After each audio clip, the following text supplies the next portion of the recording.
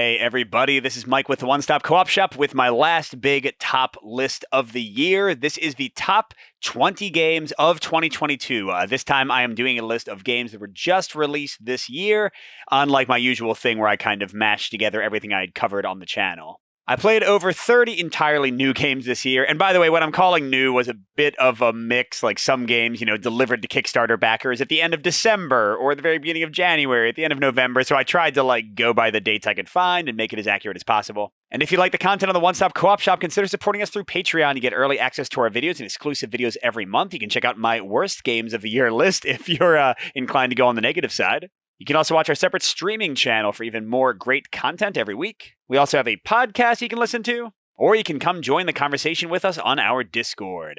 But let's go and look at which games soared to the top for me in my top 20. So starting us out at number 20 is Mythic Mischief. This is a competitive game, 1v1, although I think there's like a 2v2 mode you can play with double boards for the game.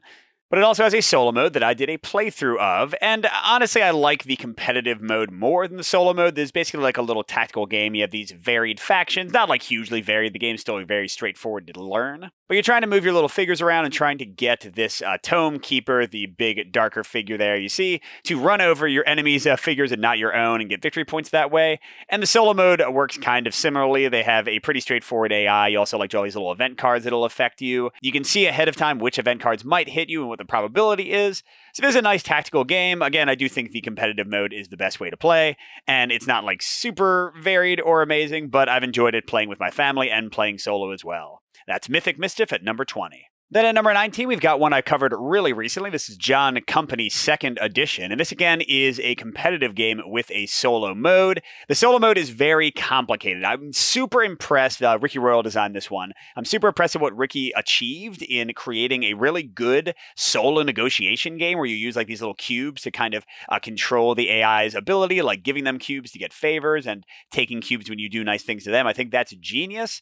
And the game itself is a nice mix of randomness, and it's got all these interesting things with different roles you're jockeying for control over. It is heavier than I kind of prefer for my games. It is longer than I prefer.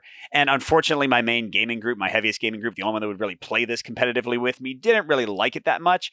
But even though it's only number 19 for me, I still think it's a crowning achievement of design, especially that solo mode and the way they modeled negotiation, I think is awesome. So, I don't think it's going to hit my table very often, but I really, really respect the design. But it is my number 19 for the year, John Company 2nd Edition. Then at number 18, I've got another pretty big, pretty long game, although very different. This is the Defense of Procyon 3. This is, again, a competitive game for up to 4 players, playing on 2 teams against each other. You've got aliens kind of attacking these humans, both on a planet and in a big space battle. And I really like the faction asymmetry here. I really like how the space battle and the ground battle kind of tie into each other. I thought that was all very exciting. But this is another one that it's pretty much impossible for me to find players for the competitive mode. I did like the solo and co-op mode, but you always play as the humans. You can never play as the aliens. And there are some rough spots in the bots. They've already had to fix a few things, including something that I called out in the video I'm showing that they had to kind of address a problem with. But I still enjoyed it a lot. I think it's a really good design. But again, just not one that I expect to hit my table very often, but really respect what the team did here. So that's the Defense of Procyon 3, my number 18. Then at number 17, I've got Battle Crest, which is from Button Shy Games. This is an 18-card 1v1 fighting game. And it does have an official solo mode if you buy one of the expansions for it. That works pretty well. One thing I did not like is that the solo mode, they totally ignore range. They can just attack you no matter where they are. So I actually designed my own little solo variant that fixes that one problem I personally have with the game. It's not really a problem. It works fine. But yeah, this one is cool. It doesn't have the depth or the tactical decisions or the character variety that something like Exceed or BattleCon or Sakura Arms or some of my favorite 1v1 fighting games do. But it is ridiculous. Again, kind of like I said about John Company and other games, just what they achieved with the design here. And the characters are very different. Again, they're not ridiculously different, but they are very different. The battlefield is cool. It looks like they're going to be adding more content and making the game very modular, so that's very exciting.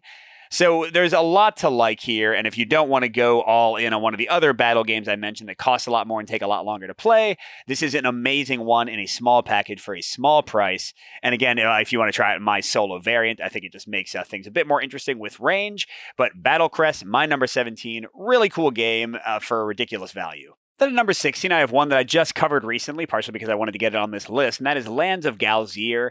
This is a solo or cooperative or competitive if you want to, although I don't know why you would want to, adventure game where you're just wandering around this board, very sandbox style. You can kind of like go and have adventures wherever you like.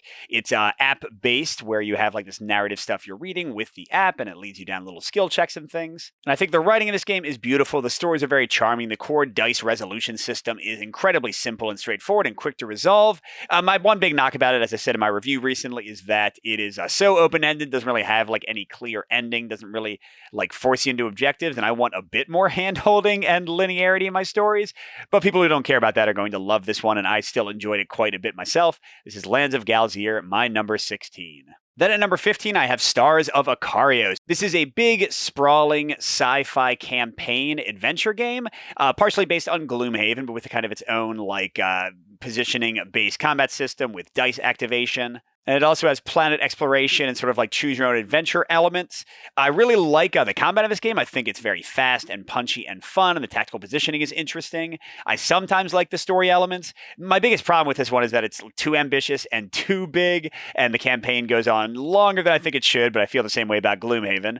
So for people who love epic sci-fi adventure games, this one is a blast, and I still had a lot of fun with it. But it was a little bit too tough to get through to go higher than my number 15 of the year. That's Stars of Akarios. Then at number 14 is another one I covered recently. This is Lanzerath Ridge, a solo-only war game, the latest in the Valiant Defender series from my friend David Thompson. And this is a very fun, very tense, very challenging game with a lot of incredible tactical decisions and like really exciting dice-based combat. Is it the best in the Valiant Defender series? I'm not sure. I still might give that to Castle Itter just because it is the most streamlined, but this one has some of the most interesting tactical gameplay. I love the machine gun system especially. You know, like all of these, they're based on strict kind of historical scenarios, so they don't have as much variety as I would like. That's what kind of keeps them from being like in my top 10 games of all time. But this is a super solid one. Even if you don't like war games, this is straightforward enough and great enough for solo play that I think non-war gamers might enjoy it. So Lanzerath Ridge, my number 14. Then for 13, another somewhat recent one, this is Frostpunk. This is a big solo and cooperative survival game where you are trying to get resources in all these different scenarios to keep your people heated, to keep them from dying of sickness, building buildings, and making these tough moral choices in these very interesting kind of like ethical dilemmas. I think this game is really good if you like sort of worker placement survival games, or if you like kind of like optimization engine building up games. I think this one is great. It is very long. It is very big to get to the table. It takes a long time to set up, and it is very challenging, and it's kind of demoralizing sometimes. It is certainly a harsh kind of moral like tone you are living in the world, which of course matches the post-apocalyptic setting. But yeah, this one is not always going to be something I want to put on my table, but when I do, I know I'm going to have a challenging but fun time. This is Frostpunk, my number 13. Then at number 12, I've got a boss battler. This is Townsfolk Tussle. We'll have at least one more boss battler on the list, I can promise you. This is a not quite one-off one, but it's not a huge campaign game like most boss battlers. This one has up to 4 scenarios in a row. You're fighting different bosses on a grid-based map, and you've got like these different terrain things that can affect them. And then you have this little village phase in between where you level up your characters and have different events. And yeah, this one, it's not my favorite boss battler. I do enjoy it still, though. It can be a little bit too random sometimes. You can like lose turns, which isn't always fun. Sometimes the leveling up is very random and you don't get like the cool combos. But the fast play, the fact that it's not a giant campaign, the great variety in the bosses, the cool way they do the final scenarios where like each boss has their own unique one and you unlock stuff and all these interesting things. I find all that really good. So if you want a boss battler that you can actually like finish in a night and then play something else the next week, Townsfolk Tussle is certainly the one that you have to beat here. This is my number 12. Then finally, my number 11, just outside of the top 10, is Familiar Tales. This is a solo and cooperative adventure game with a little bit of deck building. I barely call it deck building. It's more like deck modification because you do it so infrequently. But this is a narrative adventure where some animals are protecting a little girl and guiding her along. You move along on these book maps, and I always love those. The deck-based play is pretty interesting. The big knock against the game, and I mentioned this in my review, is that the way they try to allow for lower players really is kind of terrible. terrible, especially for pure solo. Two players, not quite as bad, but because it takes away the uniqueness of each character. So if you're going to play this one, I would either say divide up the full 4 characters between the players, or just play it 4-handed for solo. And if you can do that, it's not like the deepest deck builder, it's not the deepest adventure game, but the narrative, the way the app with the voice acting tells a really compelling, almost like Disney-like story, the great adventure you have, I think is a lot of fun. So Familiar Tales, just outside the top 10 at my number 11 spot. And then finally, the first game in the actual top 10 is Uprising: Curse of the Last Emperor. This is a solo and cooperative 4X game. Not too many of those, especially in the fantasy realm, and I think it's really cool. So this is another sprawling one. How many giant, huge, sprawling Kickstarters and crowdfunding games in general did we cover this year? This one has really cool, diverse factions. Again, the fact that it's a solo and co-op 4X is really neat, although I sometimes wish there were a little bit more options for cooperating with each other. It's still pretty interesting. The combat system is incredibly swingy, but also very exciting, so that could be a good or bad thing based on your taste. I like how the map comes out. It is so challenging, the big bosses, the leaders from both of the enemy factions coming out are such a bear to face off and beat sometimes, but that adds to the desperate and exciting play of the game. Do I wish it was half as long as it is? Yeah, I kind of do, but still, Uprising: Curse of the Last Emperor is an excellent game, and it's earned its spot at my number 10. Then at my number 9 is Sakura Arms. This was recently ported in a new edition by Level 99 Games. It's originally from Japan. This is a 1v1 battler, a card base where you mash together 2 decks from 2 different goddesses with different capabilities, which is already super cool. The different combinations of characters you can create is really interesting. And then there's this very tense, kind of exacting use of these Sakura tokens, the little lotus petals you see, because they determine range, they determine how much armor you have. They determine how much fuel you have to use your special abilities. It's a great 1v1 battler. It's a little bit too strict, so I still think I might prefer Exceed and BattleCon over it, but it's a great game, and the reason it's on the list, even though it's only competitive, is that I designed what I think is a really good solo mode for it. I'm proud of all my Level 99 solo modes, and it's unofficial, but I think it works really well.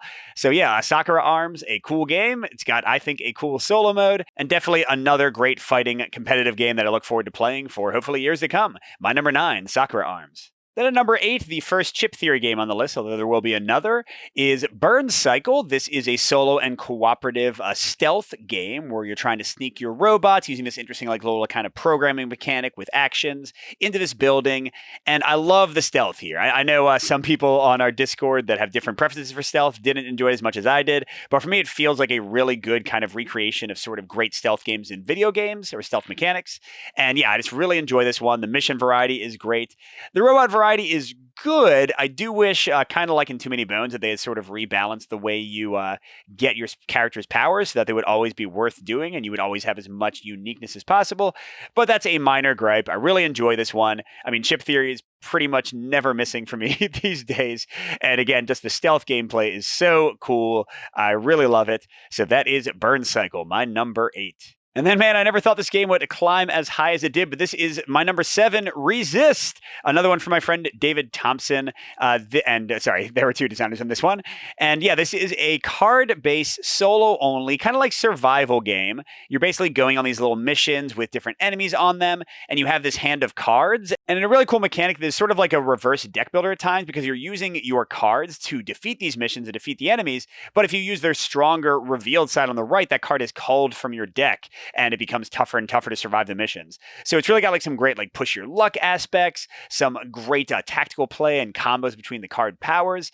Just such a delicious, quick, easy to play, easy to table, amazing solo game. I've also played it cooperatively with my son, just kind of taking turns making decisions. Hard not to recommend this one more. This is Resist, my number 7. And then just outside the top 5 at number 6 is Paint the Roses. This is a cooperative only, no solo, cooperative deduction game where you and the other players are putting down little tiles on the board, trying to match these different objective cards you have, and you're giving clues. Every player simultaneously, one of the things I love, everyone's always involved. Every player gives clues as these tiles are placed. And yeah, this one has just been a huge hit for my family, especially ever since I covered the prototype. Famously, I said in my video that my kids were sad when I had to send it away, so I was very happy to get the new version. There is an expansion that kicks things up in a ridiculous way, sort of in complexity, and I'll be honest, we never use it, so I would definitely recommend if people buying the game, just get the base game first and see if that's enough for you, because it definitely is enough for us. But I love cooperative deduction. There have been other ones of those on my top list this year, and this one is a great one. I think it'll be a family favorite for a long time. That is Paint the Roses, my number 6 for the year. And then Ship Theory is back at my number 5 spot, Hoplomachus Victorum, which I know is just starting to deliver to some people. I got to play it a lot earlier.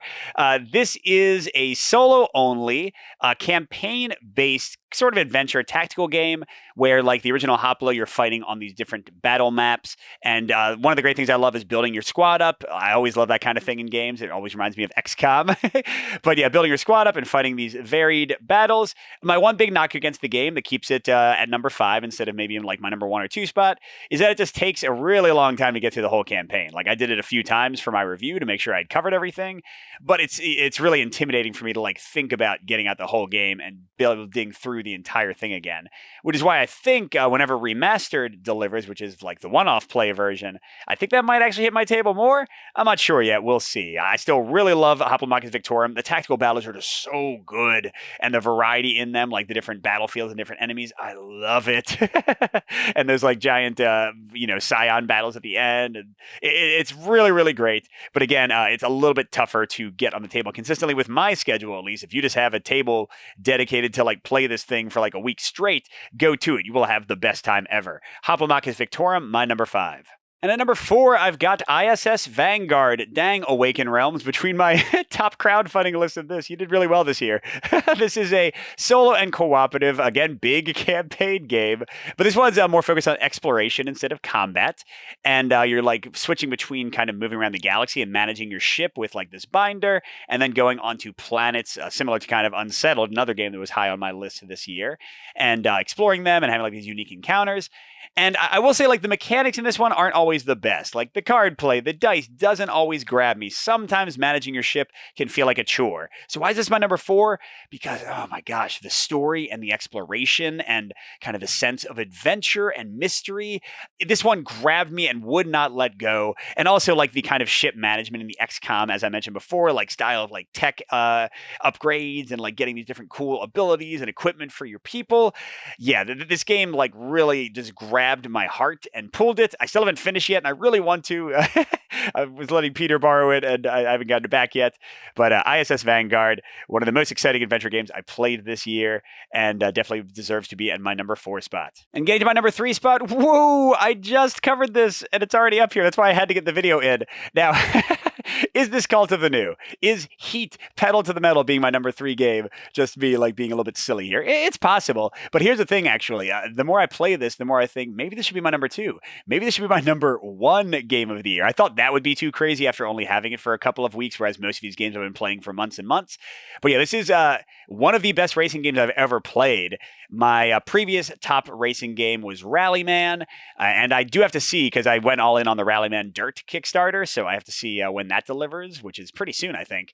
If Heat seems better than it or worse than it, but I'm very happy to own both of them at the moment. But this one definitely beats out like Formula D for me, beats out Snowtails, like some of my other favorite racing games. The card play, the tension, the super lightning fast AI. Like, yes, I had a few gripes about it in the review, but still just the fact that it's so quick to play, both to fill out a competitive game or to play a solo game is just amazing. This is definitely the smoothest solo racer I've ever played by far, which already kind of kicks it up for me. See, I love this one. It might, in the wash, like when I'm thinking about these games like 6 months later, it might end up being my number 1 game of the year. But for now, I wasn't comfortable putting it any higher than 3. That is Heat Pedal to the Metal. And then almost done, my number 2 game of the year, and I apologize because I know this one is like impossible to find. I don't know if they're ever going to print any more copies, but this is Isla and Something Shiny. So this is a narrative adventure game, although narrative, like, they don't really have much writing. It's all pretty much told through pictures. And I'll be honest, one of the things I love most about it is that it has a sort of paleo-ish, paleo is one of my favorite games, a paleo-ish mechanic where cards are like getting taken out of the deck or cycled through the deck, but then you go through those cards again in the day, so like things are slowly changing. But the way they use that to build this really amazing narrative story, and the ending, the final ending, I think some people might not like it. I'm not going to spoil anything, but it definitely hit me in a very emotional way. The most emotional game experience I've had this year, which certainly did a lot for me for the game. My children adored it. I played it through with both my 7-year-old and my 10-year-old, the entire thing. I love this game. It was almost my number one. And again, it sucks that it's so hard to find. Like, you might have to trade for a copy or buy a used one or something. But if you can, if you like narrative games, if you like sort of choose your own adventure stuff, if you like Paleo, I think you will love this one. This is Isla and Something Shiny, my number 2. Which means what's my number 1? Well, this actually was not almost my number 1. Like, Heat was fighting it, Isla was fighting it, ISS was fighting it. Like, all of my top 5, any of them could kind of be shuffled around a bit. But this is Oathsworn. Yeah, so this is a big boss battler mixed with a epic, like, kind of narrative section, although you can skim through that. And why'd I put this one here? The narrative is great. The world building is great. The story they're trying to tell. I have slight complaints about the game. Like, none of the games on my list this year are perfect. The character leveling up is not quite what I would like, and there's like some fiddliness with like items and how you lose them and gain them, but they aren't really that different. But the actual like play of the cards, I think, is great. The like little cooldown system they have, the variety in the character classes, the excellent way they have simpler characters, so you can have like your kids run them. That's what I did, or you can have like one main character and 3 supporting characters, which makes solo so much easier than any of these other games. I think is just excellent. The boss variety is great. The combats are so exciting. The narrative is awesome. The voice acting in the like app, so many great things here. The biggest problems I have with the game is that the campaign is super long. It's a huge game, and they have gigantic minis because they sent me a review copy with the minis. So like all of those actually make it tougher to get to my table. And I've left it at Peter's house because we're gonna play through the campaign. So yeah, it's an unwieldy game. It's not necessarily like 100% to my taste, but I fully love the design, the tactics here. It's just such an awesome game. And I think for anybody who does like campaign games, I mean, you've seen this on a lot of people's like top lists already, so you know that they're loving it. If you do like big campaign games, and again, you have more time for them than I do, I can't imagine this not being a complete winner for you. I certainly was completely captured by it. My number 1 of the year. Congratulations. It's you, Oathsworn. So there you go. That's my last big top video of the year. Hope you enjoyed it. Let me know in the comments what your favorite games of the year are. I might still do a shelf life this month. We'll see if I have time for it. But either way, great time spending 2022 with you all. Such amazing games this year. It was really a great collection. Good gaming, everybody, and I'll see you at the next stop.